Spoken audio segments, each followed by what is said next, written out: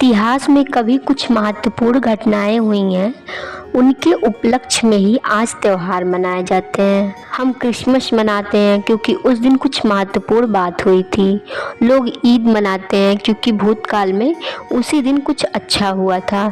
इस प्रकार हम उत्सव मनाते रहते हैं। हर त्यौहार के पीछे कोई कहानी है या फिर उसका कोई ज्योतिषीय महत्व है। जैसे करवा चौथ पूर्णिमा का चौथा दिन होता है, जिसमें महिलाएं पूरा दिन अपने पति के कल्याण के लिए व्रत करती हैं और फिर उसके बाद उत्सव मनाई जाती है। वह अच्छा भोजन करती हैं, यह प्रथा है और इसके पीछे कुछ कहानियां हैं। एक अन्य कहानी के अनुसार एक दुष्ट व्यक्ति जो सबको परेशान करता था, उसकी हार हो गई और फिर उससे पूछा गया कि उसकी आखिरी इच्छा क्या है। इसी तरह दिवाली जो प्रकाशों का त्यौहार है, उसके पीछे भी कुछ कहानियां हैं। इनमें से एक है कि इस दिन श्री राम 14 साल के वनवास के बाद वापस घर लौटे थे। एक अन्य कहानी के अनुसार एक दुष्ट व्यक्ति जो सबको परेशान करता था, उसकी हार हो गई और फिर उससे पूछा गया कि उसकी आखिरी इच्छा क्या है। तब उसने बोला कि जिस दिन पृथ्वी पर उसका आखिरी दिन हो, उस दिन पृथ्वी का प्रत्येक व्यक्ति दिया जलाए और अज्ञान रूपी अंधकार को दूर करके उसकी मृत्यु का उत्सव मनाए। देखिए यह कितनी अच्छी इच्छा है। वो भी एक ऐसे इंसान हिटलर की तरह था, लोगों को कष्ट देता था। श्री कृष्ण की पत्नी सत्यभामा ने उसे युद्ध में पराजित किया था। वह इतना शक्तिशाली था कि कोई भी पुरुष उसे परास्त नहीं कर पाया था। लेकिन जब उनके सामने एक महिला आई तो उनसे ज़्यादा ध्यान नहीं दिया।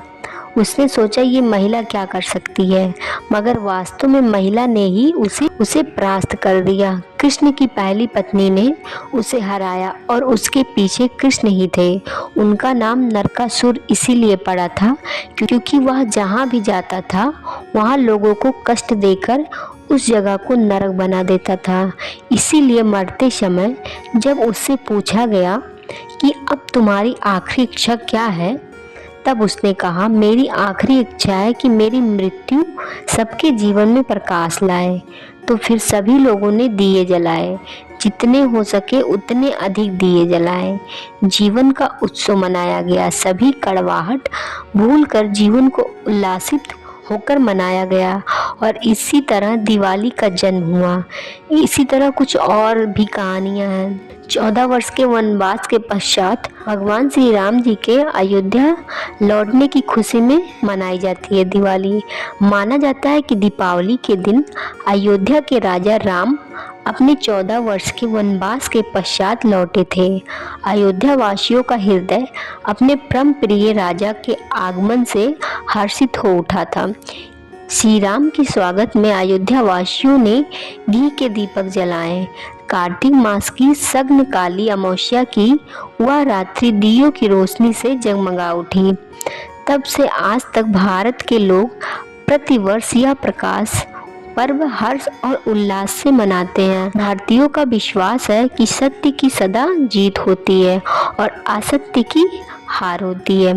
कार्तिक अमावस्या के दिन समुद्र मंथन से हुआ था माता लक्ष्मी का अवतरण। इसीलिए दीपावली में करते हैं माता लक्ष्मी जी का पूजा।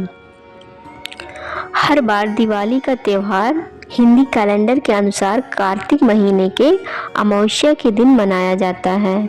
ऐसा माना जाता है कि इस दिन समुद्र मंथन के दौरान माता लक्ष्मी का अवतरण हुआ था। माता लक्ष्मी को धन और समृद्धि की देवी माना जाता है। इसीलिए हर घर में दीप जलाने के साथ साथ हम माता लक्ष्मी की पूजा भी करते हैं। तो दोस्तों, आपको वीडियो कैसी लगी? अच्छी लगी हो तो लाइक और शेयर ज़रूर करिएगा और चैनल को भी सब्सक्राइब करिएगा। धन्यवाद।